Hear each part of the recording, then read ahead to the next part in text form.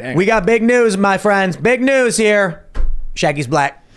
Shaggy from Scooby Doo is now officially black, and so is Velma. Oh wait, that's the wrong story. There we go. Not it. That's a bad one about. Here's Velma. Velma, I don't know if she's black. Maybe she's like Indian, like Mindy Kaling. Oh yeah, that's who plays. But what the most, I'm really offended by. We have this discussing film. It's like a first look at Shaggy, Daphne, and Fred, voiced by Sam Richardson, Constance Wu, and Glenn Howerton, in HBO Max's adult animated Velma series. I just want to point out the most offensive thing here is they changed Shaggy. He's not. Norville. He got canceled. He's fired. Norville. He's fired. Look. Shaggy can't get a job. That's not. It's supposed to be Shaggy, but he's replacing Shaggy. Okay. So canon. They fired him. Fact check for all the nerds. They did. I think it was in A Pup Named Scooby Doo as a show. They established that Shaggy's real name was Norville. That's why they're saying Norville here.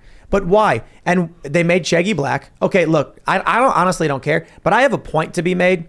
If they were going to choose any character to be black, I find it funny that they chose the stoner munchies guy who is considered a coward. And that to me is like, why not Fred? Fred is like the strong leader. Why would they? I think it's racist. The progressives always end up being racist in the end. That's honestly, I just think it's really dumb. What's on his head? It's his hair. Shaggy did not have that kind of hair. That's not Shaggy. That's I don't. Yeah, no longer Shaggy. Couldn't they have given him just like hair like Shaggy? I guess. Why did they make? I don't understand. They gave the Asian the red hair.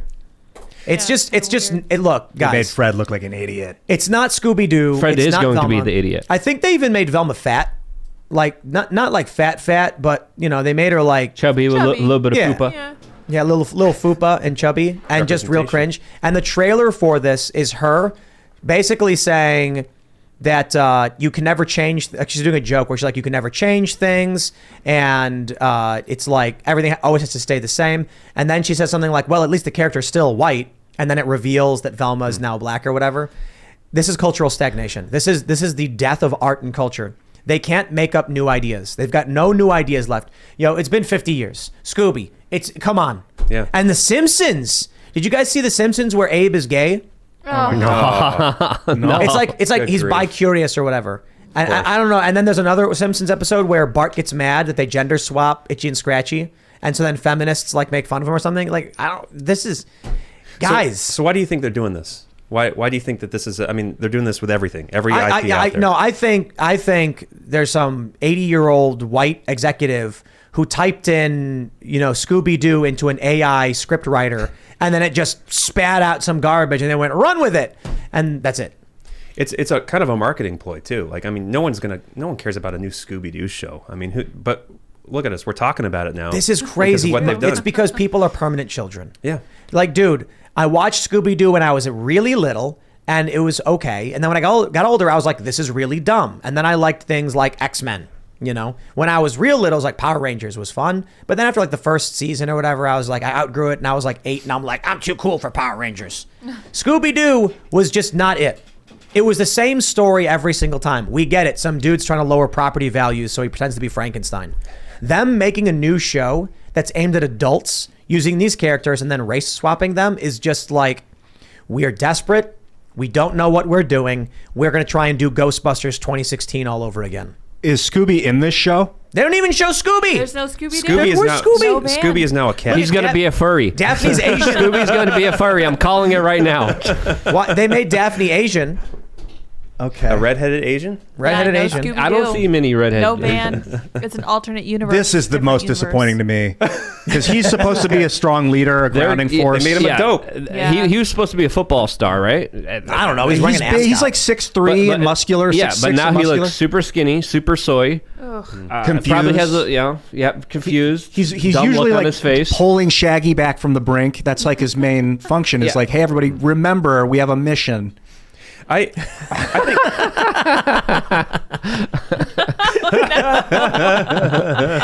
you made him unstoppable. No. I love the Super Saiyan Shaggy memes though. That really is funny. So have you guys seen that video game Multiverses?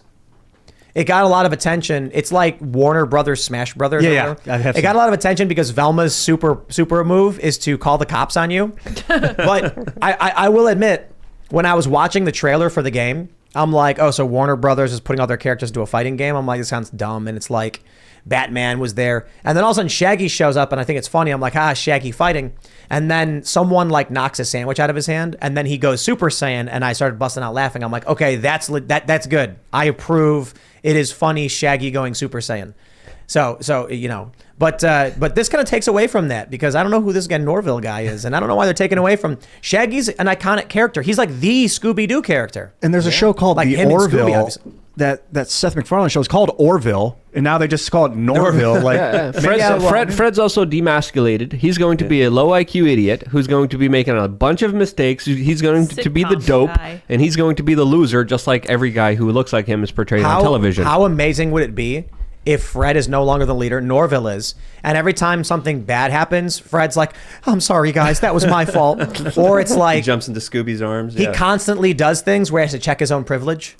Yeah. He'll be like, let's see who's really under that mask. And they'll be like, don't pull off that mask. It's a cultural symbol. Jeez, Fred, colonizer much? And he goes, I'm so sorry. guys. I'm so sorry. I'm wondering now guys. if Scooby Doo was like a stoner show back in the day, because Scooby and Shaggy were high as hell most of the show. Like Shaggy's talking to a dog, eating Yeah. Scooby snacks, and He's eating dog in the dog mystery food. machine. Yeah, Absolutely. I never crazy. understood as a kid. And then I remember when I finally got old enough and I was and I was told, you realize the whole gag is that they're stoned out of their yeah. minds. Scooby snacks are edibles for sure. edibles? Yeah, he's no, feeding I don't his know. dog edibles, No, I man. think he's just Could just eating be dog I think food, he's yeah. eating dog food. Yeah, that's what You got the that's what you munchies. tell the He's kids. high and Scooby snacks. Dude, they make Like he's Scooby eating go dog Yeah, food. they make him get like crazy powerful. The Scooby snacks would make him get like high. You know, they make him kind of super crazy. Definitely meme. drugs. This meme crosses the line. You've made him unstoppable. I love it. Biggest buff of all time. If they can overcome the poor theme here and the writing's actually decent, it looks like they've got, I mean, Mindy Kaling's, I think she's a fantastic actor. So She's pretty maybe funny. she can pull, like this was a little, the writing was kind of bad. We watched this trailer and she's kind of phoning in the dialogue. Wait, like, hold on, guys. She's talking like this. No, and like look, this, look. and like Wait, this. hold on. She's dead. Watch. There's a guy. Looks He's got a like it. knife. She screams, and then Maybe she kills him. And then- We don't know. Oh, she kills him. Yeah. There's a twist. Totally. Dun dun dun. Nice one there. what does it say? What is Scoob? I don't It know. says Where does say Dinkley that? is crossed out. It says, "What is Scoob?" Oh, it's like a Is there? mystery. It's the show's called Velma, so maybe there's no Scooby in it. Like they're This looking is for I, Scoop. Scooby. What is maybe they Scooby? haven't found Scooby yet, and It's a this is prequel? the prequel. He's So missing. Yeah. You know what they should do? And then They these should- they characters should- all get they- killed, they- and then the real ones find their clothes. And They need to make Into the Shaggyverse, and it's like all the different Shaggies from different realities team up. yeah. don't Casey give them Kasem? awful ideas, please. they'll Someone's listen writing to that them. down. Whoa! Have you guys seen the Violent Night trailer? Oh, with- No. Santa? yeah. Die Hard Oh, with I've Santa seen that Claus. one. That looks pretty interesting. Yeah. It's yeah, you're right. It's like literal Die Hard with Santa. Yeah. I think it looks like the best movie of our generation. And I'm proposing that we do a company-wide outing at 3 on the Thursday preview to go watch it. So it's who's it? David Harbour, and he's Santa. And it's just masterfully done. At least in the trailer, John Leguizamo's in it. Yeah. And their politics are no good, but their movie, it looks really great. They disappointingly made Santa white, though, so that's... Oh, that- no. that I was doesn't kind of wait. into it until he punched into the Santa's sack in like a present shot out at him. It's like a No. Where he has a knife and he stabs and it goes into the sack and then he pulls out. Oh, it's got a present on the knife. On the Okay, knife. that's cool. So basically, like Santa's doing his rounds and he's like half glazed over, just like whatever. And then he stumbles upon an active heist on Christmas. And then he's like, I don't want any trouble. And then he basically uses his Santa powers to take on a bunch of terrorists in a big house. And it just looks hilarious. Well, Like the puns, he's like, it's time for a season's beating. Gosh, that's horrible. I know, it's so good. And then he shoved the grenade where the sun doesn't shine. Did you see that one? Yeah. And he runs away. He's like, wait, I got to see this one. That was I'm pretty excited good. for that. This could be a problem though, because Santa's kind of essentially a god. Like, how are they going to give him an enemy that's going to put him in any real danger? Is there like an anti-Santa out there? There's like in the trailer, it does Krampus? teleporting. He can teleport if there's a chimney nearby or something. Yeah, He, like how escapes. are they going to make him like a character I don't know. I mean, I just think it's going to be funny. Now, look. It is hard to come up with new ideas because Futurama did the Robo Santa trying to kill everybody, which is not the same thing. And there's another movie, I forget what it's called, it's from like the 70s or whatever, where there's a guy just like Santa going around killing people. But this is literally Santa Claus himself inadvertently stumbling upon a Die Hard style kidnapping heist because this rich family's got a vault full of money or whatever. I think it looks hilarious. So I'm into it, you know. Remember, what was that movie, Jack Frost? The snowman that was killing everybody? Yeah. Yeah. Yeah. I never saw that. They're doing that with Winnie the Pooh too, right? Yeah. Like, are they making a? Sure. Oh, yeah. Yeah, blood and honey. Blood. Yeah, blood. That's got a lot of potential. So it is all derivative. Pretty soon we're gonna have like a Peppa Pig or a Bluey that goes around murdering people. Peppa Pig's Revenge. Yeah. I think when I write music, I basically take pieces from a bunch of different songs I've heard in the past and then put them all together into a new song where you don't know that those pieces, like where they're from. So we're standing on the shoulders of giants. It's all mashups. Yeah, everything we do is a mash. Language even is a mashup of what came before. But you got to be so intricate with it that people don't know you're using past material. Right. Like I came up with a show idea called Doobie Moo. And it's about a gang of young people that fight crime With a pet alligator. with a pet cow Named Doobie. Oh, it's a cow. It's a cow. It's a cow now. And it's a cow. And now Doobie Moo. Doobie Moo. Doobie Moo, yeah. It's an original idea. Great. Completely original. I love it. And the main characters are Red Yes. and Braffney. They eat and, mushroom snacks. Boarville. And Velma The mushrooms that grow on Doobie's poo. and There Baggy. you go. Yeah. The special snacks.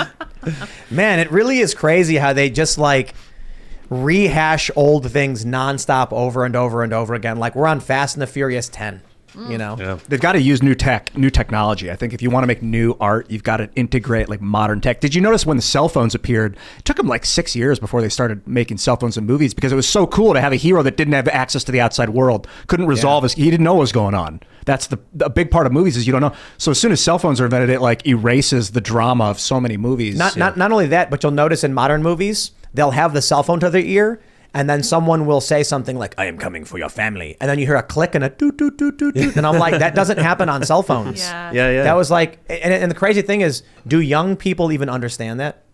There was a meme that is probably not real, but it's funny, where some guy was holding up a floppy disk, and he was like, "Kid in my school just said, why did you 3D print the save icon?" I saw that. Yeah. I have no idea. Well, I don't know if that's real, but you know, yeah, they have no idea. It's like they've not used these things. What a weird turn of events for our world, what the internet has done, you know what I mean? We're very fortunate to have kind of seen both sides of it. We grew up kind of before the internet. We got to see it come into being, and now our kids just don't know a world without it. What's that going to be like, you know? I don't know. I mean, Instant gratification all the time. my entire life we've had TV is ubiquitous. My parents were saying that it was like when they were younger, they didn't have TVs in their apartments because they were expensive and they didn't care that much. You know, now it's like flat screen TVs are in every room because they're dirt cheap. Maybe that's because they want to spy on us, though. For sure, it's manipulation. Like the power and control a government or people have over people with the TV. If you can get it. No, but wasn't there a story that like TVs have microphones and cameras spying on you? Yeah. That's. I think we went on a search for ones that didn't, and we were going around the specific stores on it, and there was like one left. I was able to finally grab it and No buy it camera in it? myself. Yeah, Have- no yeah, camera, but no microphone. Have you seen that cost chart? There's a chart going around the internet that tracks the cost of everything going back to the 50s and how prices have risen for food, healthcare, cars, houses, literally everything. There are like 100 things on this chart. The only thing that has gone down is TVs.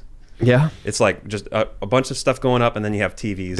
It's the only thing that has decreased in price. Well, they also over the track last what 50 you years. watch. They also have a lot of data on you, your personal information on there. So, you know, this is why a lot of the TVs are so cheap, is because they collect a lot of data on you, and then they sell that data. And geez, if you get people to watch the news, MSNBC, you have control of their minds. Like, do you find at Babylon Bee that you guys create news? Do you feel like you're creating new concepts on yours? Because a lot of it's parody, which is like using an idea and then twisting it. Hold on, let me just interject. You're wrong, Ian. It's not parody. It's prophesizing. Can you tell us all the jokes that went too far that you guys never published? Oh my gosh! But maybe we could do this. Maybe on the Yeah, members let me segment. check Not- Like, what's the difference between parody and satire? I mean, parody. I feel like kind of is kind of aping off an existing thing. You know, you have the movie The Godfather, and then you have Mafia, Mel Brooks Mafia, that is a kind of a parody of that. Satire is exaggerating reality. I think a lot of what makes our satire seem prophetic sometimes is I think it's just the fact that there's nothing complicated about it. I think we know the left better than they know themselves a lot of times. If you know someone's worldview, and then you also combine that with knowledge of human nature, if you have a solid, truthful worldview, it's not hard to predict what people are going to do and what people are going to say. That and the Babylon Bee has a vat full of a fluid with 3 precogs floating in it, and then wooden balls carve out, the future, and then they say, "Hey, that's funny. Let's write that up." It's actually a seeing stone, but pretty seeing close. stone. They Babylon Bee staff put on robes, and they all stand in a big circle holding hands, and then the crystal lights up, and they can see the future. That's right. Yeah. And the future's funny. It's very funny. It's hard though. We get a lot of feedback all the time. Please stop, because you're giving them ideas. Sometimes I feel like we're giving them. Did you see the one recently? We did and it was just a throwaway joke. We call it the one joke of the Babylon Bee. It's like an identifies as joke. Blank identifies as blank, so he can blank. And it was like M&M's introduces new purple trans M&M that identifies as a Skittle. Yeah. And they rolled out a purple M&M. Well, a few weeks ago. As a celebration of like inclusivity and diversity or something like that, they have a new purple M&M. So just stuff like that. I think we have like close to 80 prophecies. The Black Mirror, that TV show Black Mirror, the guy stopped making them. Thanks for checking out this segment from the Timcast IRL podcast. But if you want to check out the full show live, tune in Monday through Friday at 8 p.m. And if you want more special access content, head over to timcast.com and become a member. Your membership helps sustain this company, keep our journalists employed, makes this show happen, and you will get access to exclusive members-only segments of the Timcast IRL podcast, and there's a massive library to check out. So again, go to timcast.com or tune in Monday through Friday at 8 p.m., and we'll see you all there.